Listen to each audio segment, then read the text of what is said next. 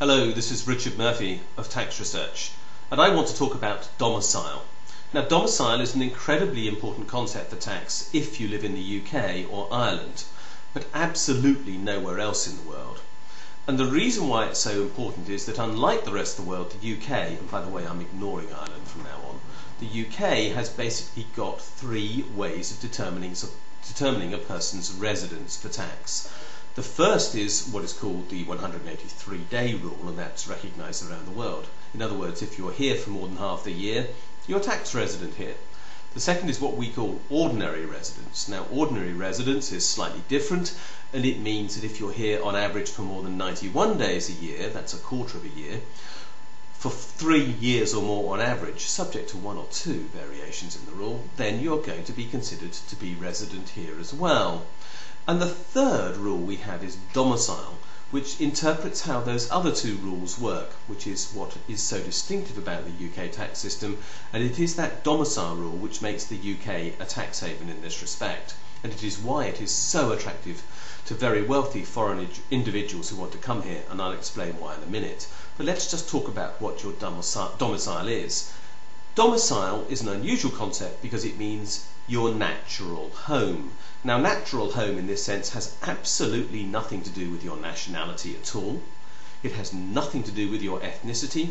It has nothing to do with any other form of identification with the place.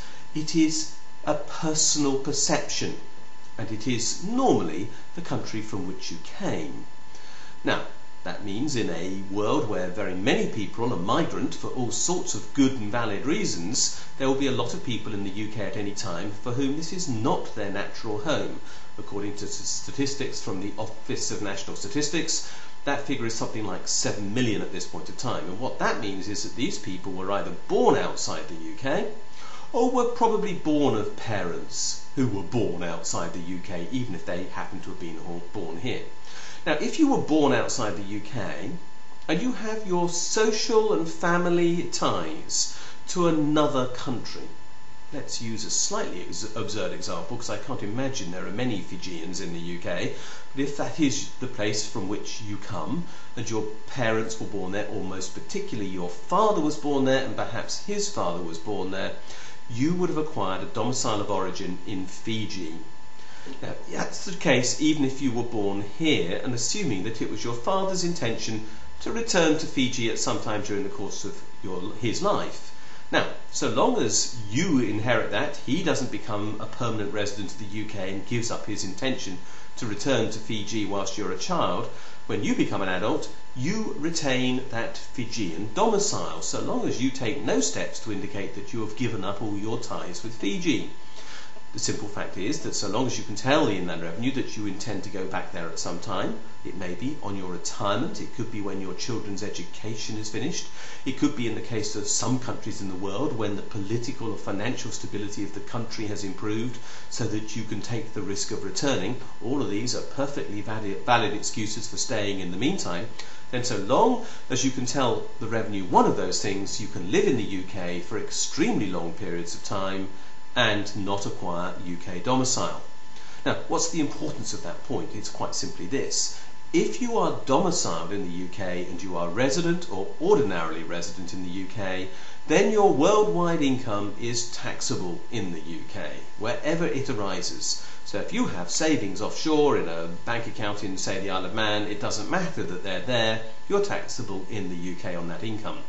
But if you are not domiciled in the UK, but are resident or ordinarily resident here, it doesn't matter which. If you have income which arises offshore, anywhere in the world, then so long as you don't remit that money to the UK, it isn't taxable in the UK, even though it's yours to enjoy somewhere else in the world. Now, remittance does therefore become something quite important, and remittance really does mean it must not in any shape or form come to the UK. It mustn't be slipped in through a credit card that's charged to your offshore bank, or taken out of a hole-in-the-wall machine, an ATM machine, chargeable on that account, or any other means at all. There are strict rules to identify what remittances are, but when you're very wealthy, there's absolutely no reason to remit the money. After all, one of the definitions of wealth is you have excess money available to you and you don't need it all, and therefore you can leave your income outside the UK. It is in fact perfectly possible for a person with considerable wealth to make sure that they simply do not recognise their income here, and any money they bring to the UK is considered to be capital. Now, capital is money that they had before they became resident in the UK, and so long as you have a good accountant or lawyer who establishes what that figure is before you come to the UK, and then puts it into separate designated accounts which you maintain offshore, quite distinct and separate from any into which interest or other income is paid, that money becomes what you live on here. And you can therefore live in the UK with a very high income, untaxed offshore, have a very good lifestyle here and pay no tax at all. Now, what is the consequence of this? Quite simply, it's a gross injustice that arises in the UK, because we have a system which differentiates between people who were born and brought up here, or parents who were born and brought up here, and people who can live in the UK, and those people who were born and brought up here, etc., pay tax on all their worldwide income, and those people who are temporarily resident, temporary being interpreted in its widest possible light in this case, because temporary can mean decades and decades, but those who are temporarily resident here because their domicile is elsewhere and they have an intention to one day leave, can then argue that they have no tax liability in the UK. You can imagine the stress that results. There are in fact 7 million temporary residents in the UK at this time, according to the Office of National Statistics. And there are many more people who aren't recorded as temporarily resident because they are first or second generation immigrants to this country who have every intention of staying, and I'm perfectly happy about that. I've got no problem at all. With a name like Murphy, I come from what is in effect an immigrant family. And they can also claim this non-domicile rule. By the way, I can't. I'm a third generation immigrant, and therefore I don't do so, even though I have an Irish passport. Now, take that together and we have a large number of people who can obtain a tax advantage which others who are in the UK cannot. That creates division in society.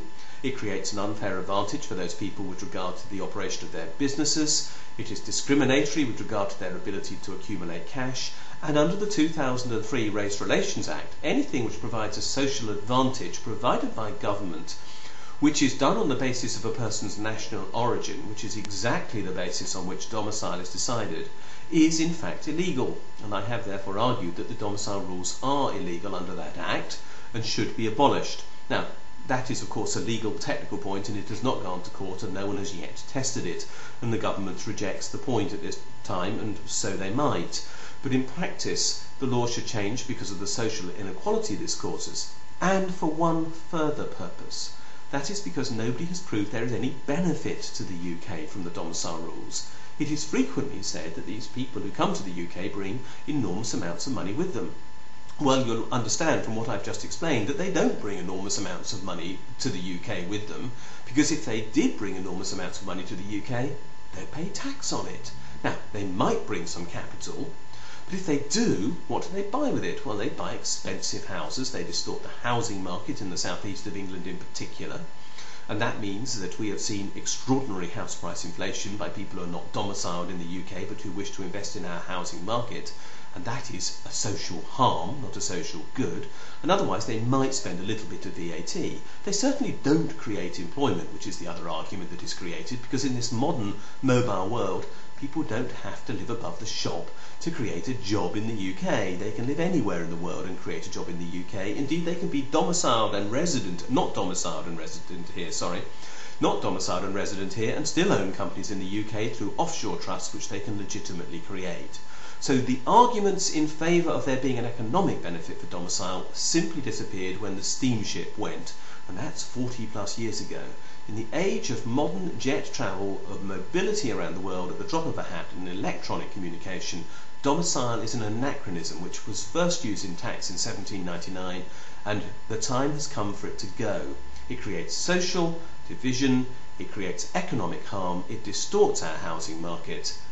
This has been suffered for long enough. Now is the time for a radical review of UK taxation, and for domicile rules to go, and for us to be put on the same basis as everyone else in the world with regard to residents such as the USA, such as Germany, such as France, and so on, all of whom can happily survive with simple, straightforward residence rules of the sort that we have without domicile being added on. That's what I propose. I look forward to it happening.